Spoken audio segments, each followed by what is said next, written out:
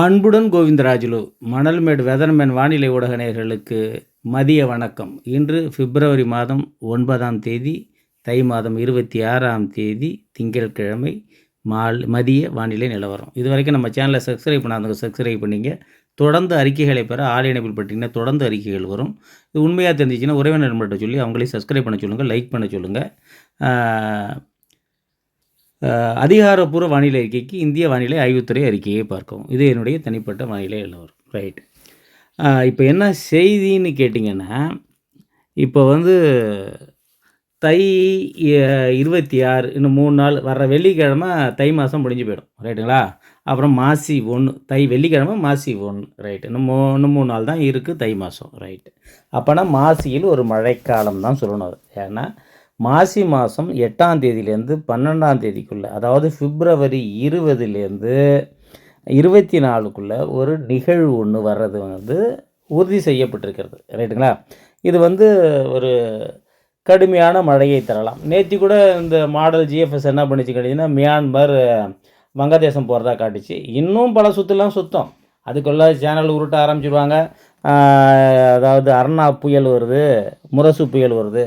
இதில் உண்மை ஏன்னா ஒரு மண்டலம் வரைக்கும் போகிறதுக்கு வாய்ப்பு இருக்குது. ஒரு மழை இருக்கும். அறுவடைங்கிறது ஒரு 70% கிட்டத்தட்ட முடிஞ்சு போச்சு. ஒரு 30% அறுவடை இருக்குது. நடவு பணிகள் கொஞ்சம் நடந்துக்கிட்டு இருக்குது. 3ஆம் போக நடவு, உளுந்து பயிர் இதெல்லாம் பாதிக்கிற அளவுக்கு மழை பெய்யுமா அப்படிங்கிறத பொறுத்திருந்து பார்க்கணும். சாதகமான மழையாக கூட இருக்கலாம். ரைட்டுங்களா? ஏன்னா பலதரப்பட்ட விவசாய வேலைகள் நடந்துக்கிட்டு இருக்குது. அதனால் இதுக்கு சரியாக இருக்கும், இதுக்கு சரியாக இருக்காது அப்படின்லாம் நம்மளால் சொல்ல முடியாது. ரைட்டுங்களா? ஆனால் மழை இருக்கிறதுங்கிறது மட்டும் உண்மை. பிப்ரவரி 20 to 24 மாசி மாதத்தில் ஒரு கடுமையான வழக்கத்துக்கு மாறான ஒரு மழை, கடுமையான மழை இருக்கிறதுக்கு வாய்ப்பு இருக்குது. லேசான காற்று கூட இருக்கிறதுக்கு வாய்ப்பு இருக்கலாம். ரைட். இப்போ வந்து இதை வந்து விட்டுடுவோம். ரைட். இது வந்து நடக்க போகுது. இப்போ வந்து வானிலை அறிக்கையை முடிச்சுக்கிறோம். இப்போ வந்து லானினோ எல்னினா. இப்போ எல்னினா வரப்போகுது. எல்னினோ வந்துச்சுன்னா மழை பெய்யாது. இது வரைக்கும் இருந்த காலங்களில் நமக்கு லானினோ இருந்திருக்கு, அதனால் மழை பெஞ்சிருக்கு. லானினோ எல்னினோங்கிறது வந்து எதை முடிவு பண்ணுது அப்படின்னு நீங்கள் கேட்டிங்கன்னா, ஆஸ்திரேலியாவோட கிழக்கு பக்கமும் தென் அமெரிக்காவுடைய மேற்கு பக்கமும், அதாவது வந்து ஆஸ்திரேலியாவுடைய கிழக்கு பக்கம் வந்து என்னென்னா பசிபிக்கோட வெஸ்ட் பசிபிக், மேற்கு பசிபிக் பிராந்தியம். ரைட்டுங்களா? தெற்கு அரைக்கோளத்தில். ரைட்டு. இப்போ வந்து இப்போ 20ஆம் தேதி to 24ஆம் தேதி மழை வரப்போகுது அப்படின்னு சொல்கிறதுக்கு காரணம் என்னன்னு கேட்டிங்கன்னா, மழைக்காரர்களுடைய அரசன் எம்ஜிஓ அப்போ ஆக்டிவாக இருக்க போது 4வது ஃபேஸில்.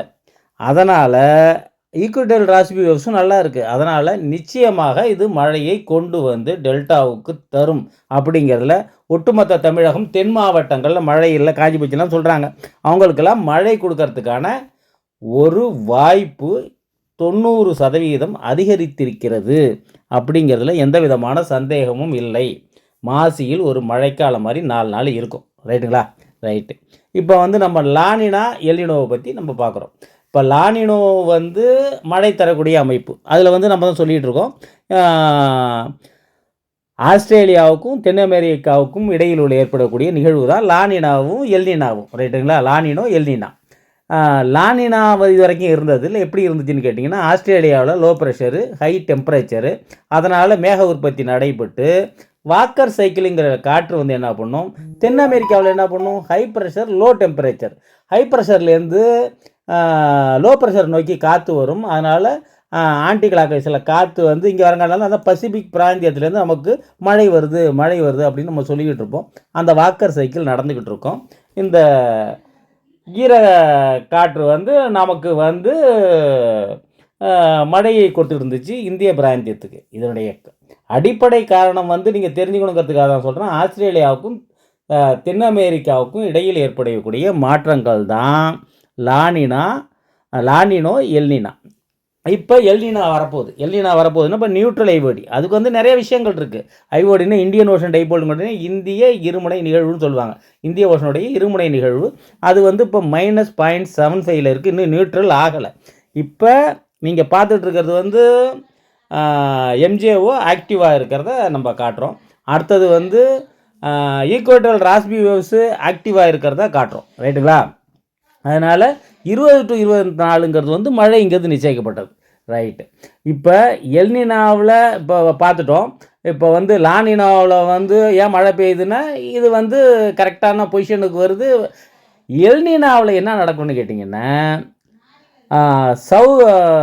தென் அமெரிக்கா பகுதியில் லோ ப்ரெஷரும் ஹை டெம்பரேச்சரும் இருக்கும். ஹை டெம்பரேச்சர் எங்கேயா வந்துச்சாங்க? 4 டிகிரி செல்சியஸ் தானே அங்கே இருக்கும் தென் அமெரிக்காவில் அப்படின்னா உண்மைதான். ஆனால் இந்த அட்டகாமாங்கிற வந்து ஒரு டெசர்ட் இருக்குது, ஒரு பாலைவனம், அதுவே மழையில் தத்தளிக்கும் எல்னினாவில். என்ன காரணம்னு கேட்டிங்கன்னா எப்பொழுதுமே லானினா காலத்தில் என்ன பண்ணுன்னு கேட்டிங்கன்னா ஒரு வேக்கம் ஒன்று கடலுக்கு கீழே உருவாகிறப்ப என்ன பண்ணும், கிழக்கிலே இது கடல் கீழே இருந்து வெப்ப நீரோட்டம் அங்கே வரணும். ஆனால் அதுவும் வந்து பத்தாமல் ஈக்குவேட்டரியிலேருந்து நிலநடுக்கட்டு பகுதியிலேருந்து வெப்ப நீரோட்டத்தை எடுக்கிறப்ப அதுவும் பத்தாது. பத்துறப்ப என்ன பண்ணுன்னு கேட்டிங்கன்னா ஆக்சுவலாக அப்போ வந்து ஆஸ்திரேலியாவில் வந்து ஹை டெம்பரேச்சர் தான் இருக்கும். அதை விட தென் அமெரிக்காவில் அதிகமாக டெம்பரேச்சர் ஆகிடும். ரைட்டுங்களா? அதனால் இந்த வாக்கர் சைக்கிள் திருப்பி ரிவர்ஸ் ஆகும். ரிவர்ஸ் ஆகிறப்ப என்ன பண்ணும், இப்போ எங்கே இருக்குது ஹை ப்ரெஷரு? இப்போ வந்து ஹை ப்ரெஷர் வந்து ஆஸ்திரேலியாவில் இருக்குது, லோ ப்ரெஷர் வந்து சவுத் அமெரிக்காவில் இருக்குது. அதனால் இங்கேருந்து காற்று ரிவர்ஸில் கிளாக் வைஸில் அங்கே போக ஆரம்பிக்கும்.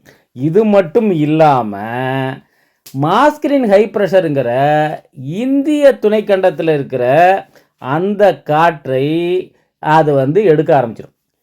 இதனால தான் வந்து எல்னினா காலத்தில் நமக்கு மழை சரியாக இருக்காது அப்படிங்கிற ஒரு பேச்சு இருக்குது. என்ன காரணம்னு கேட்டிங்கன்னா மாஸ்கிரின் ஹை ப்ரெஷர் தான் நமக்கு வந்து தென்மேற்கு பருவக்காற்றை நமக்கு அனுப்பக்கூடிய, அந்த ஹை ப்ரெஷர்லேருந்து நமக்கு காற்று வரும், அதான் தென்மேற்கு பருவக்காற்றை அனுப்பக்கூடிய ஒரு ஹை ப்ரெஷர் தான் மாஸ்கிரின் ஹை ப்ரெஷர்னு சொல்கிறது.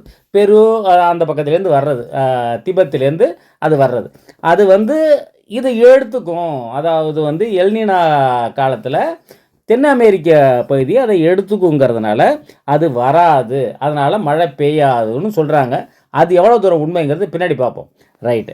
இப்போ என்ன ஆகும்னு கேட்டிங்கன்னா இந்த காற்று அங்கே போகிறதுனால தென்மேற்கு பருவ காற்று வீரியம் குறைஞ்சிரும், பெருசாக ஒன்றும் வராது, அதனால் மழை பெய்யாது. என்ன காரணம்? இப்போ வந்து நெகட்டிவ் ஐஓடி -0.75 ரைட்டு நீங்கள் பார்த்துட்ருப்பீங்க. அதனால் பெரிய மாற்றங்கள் ஏற்படுமா? லானினோ காலத்தில் மழை பெய்யாமலும் போயிருக்கு, எல்னினா காலத்தில் மழை கொட்டியும் தீர்த்துருக்கு. இது வந்து 2லேருந்து 8 வருஷத்துக்குள்ளே உள்ள ஒரு அது ஒரு நிகழ்வு. அதாவது தென் அமெரிக்காவில் வந்து அந்த வேக்கமை வந்து ஏன் வந்து அந்த கீழேருந்து கடல் நீர் வந்து அதை வந்து ஃபுல்ஃபில் பண்ண முடியல அப்படிங்கிறது இது வரைக்கும் யாராலையும் கண்டுபிடிக்க முடியல.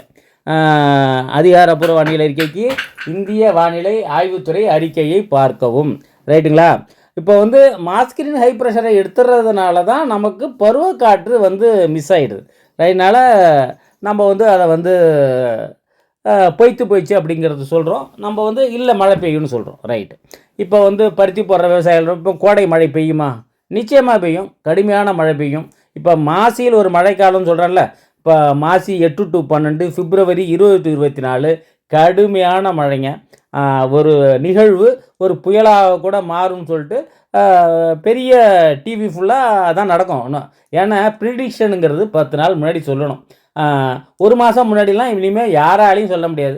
நான் இல்லை, ஐஎம்டி அதெல்லாம் அவங்க தான் முடிவு பண்ணணும், என்னால் சொல்ல முடியாது. ரைட்டுங்களா? ஏன்னா அப்பப்போ தான் வானிலை அறிக்கை நம்ம பார்த்தா கண்டிஷன். உலக வெப்பமயமாதலில் இருக்குது. இப்போ அமெரிக்காலாம் பார்த்தீங்கன்னா எவ்வளோ பெரிய பனிப்பொழிவு பார்க்குறீங்க, பாலைவனத்தில் மழை பார்க்குறீங்க. அந்த மாதிரி இருக்கிறதுனால இது வந்து எதுக்காக நான் வந்து எல்னினோ வந்துருச்சு, இனிமேல் வறட்சி தான், இனிமேல் வந்து வெயில் கொளுத்தி எடுக்கும், அதெல்லாம் கிடையவே கிடையாது. இந்த வாட்டி நல்லா இருக்கும் பாருங்கள் மழை. கோடை மழை சிறப்பாக இருக்கும். எந்த விதமான அச்சமும் இது சம்மந்தமாக நீங்கள் அச்சப்பட தேவையில்லை. அதாவது இப்போ இதை தீர்மானிக்கிறதே அதான் சொல்கிறேனே. எங்கே இருக்குது ஆஸ்திரேலியா? ஆஸ்திரேலியாவுக்கும், அதாவது கிழக்கு ஆஸ்திரேலியா, வெஸ்டர்ன் பசிபிக் மேற்கு பசிபிக், அதுக்கும் நம்ம அமெரிக்காவுக்கு, அதாவது தெற்கு அமெரிக்காவுக்கு, தெற்கு அமெரிக்காவினுடைய மேற்கு பகுதிக்கும் இடையில் நடக்கிறது தான் இந்த லானினோவும் எல்னினாவும். எல்னினாவே வந்துச்சுன்னாலும் மழை பெய்யறத இது தடுத்துருமா அப்படின்னா இல்லை. இதுக்கு நமக்கு ஐஓடி இருக்குது, இந்தியன் ஓஷன் டைபோலுங்கிறத தனி. அது ஐஓடி, அதுதான் நம்ம இண்டெக்ஸ் சொல்கிறோம். 3.4 இண்டெக்ஸு -0.75. இங்கே வெப்பம், அங்கே இது அட்லாண்டிக் பெருங்கடல், இந்திய பெருங்கடல். ஏன் நம்ம பசிபிக் பெருங்கடலையே நம்பிக்கிட்டு இது நடக்குது அப்படின்னு கேட்டிங்கன்னா, தெற்கு அரைக்கோளத்தில் பெரிய நிலப்பகுதி கிடையாது.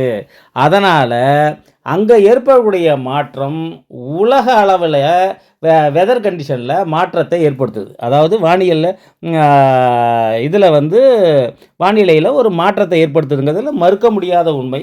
வடக்கு அரைக்கோளத்தில் நிறைய நாடுகள் இருக்குது, தெற்கு அரைக்கோளத்தில் நாடுகள் இல்லை. அதனால் அங்கே ஏற்படக்கூடிய மாற்றம் பெரிய மாற்றங்களை ஏற்படுத்துங்கிறது உண்மை தான்.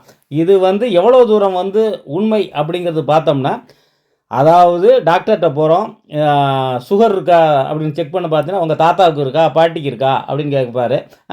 இருந்து அப்படின்னா உங்களுக்கு இருக்குங்க, இருக்கிறதுல ஒன்றும் சார் இல்லை.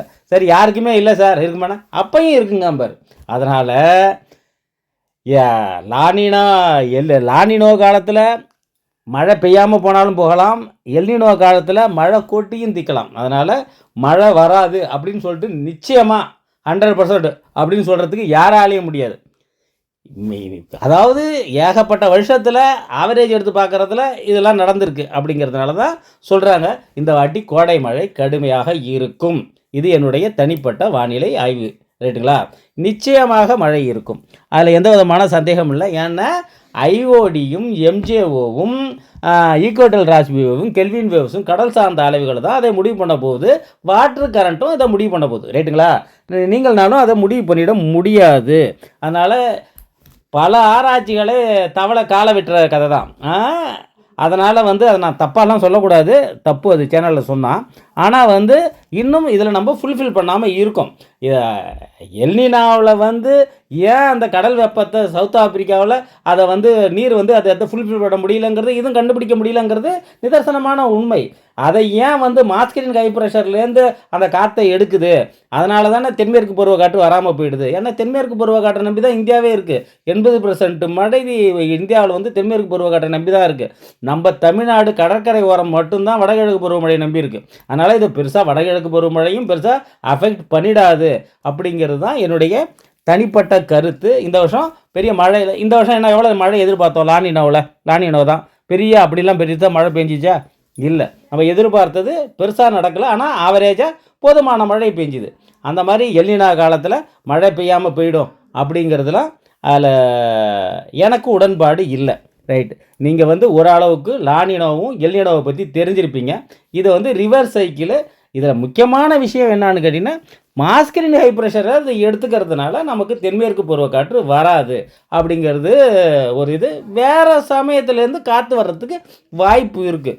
வடகிழக்கிலிருந்தும் தென்மேற்கிலிருந்தும் வரக்கூடியது தான் பருவக்காற்று. அது வடகிழக்கு பருவக்காற்று, இது தென்மேற்கு பருவக்காற்று. ரைட்டுங்களா? அப்படியே நேராக டெட் ஆப்போசிட்டில் அப்படியே இருக்கும். ரைட்டு. அதனால் மழை இருக்குது. இப்போ பிப்ரவரி 20 to 24, மாசி 8 to 12, 13 to 14 இப்போ மழை வருமா அப்படின்னு கேட்டிங்கன்னா, இந்த 4 நாளில் நிச்சயமாக வராது. ஒரு மேகமூட்டமான வானிலை இருக்கும். ஆங்காங்கே எங்கேயாவது தூரலாம், பெரிய மழைலாம் கிடையாது. ஆனால் பிப்ரவரி 20 to 24, மாசி 8 to 12 இன்னும் கூட போகலாம். இன்னும் 2 நாள் முன்ன கூட இருக்கலாம். ரைட்டுங்களா? அது நம்ம கையில் இல்லை. அதனால் நிச்சயமாக அந்த மழைங்கிறது டெல்டாவுக்காக வர்றது தான் மழை. இதெல்லாம் வெங்கடாசியம் அங்கெல்லாம் போகாது. சென்னை வரைக்கும், ஆந்திரா வரைக்கும் கூட பெய்யலாம்.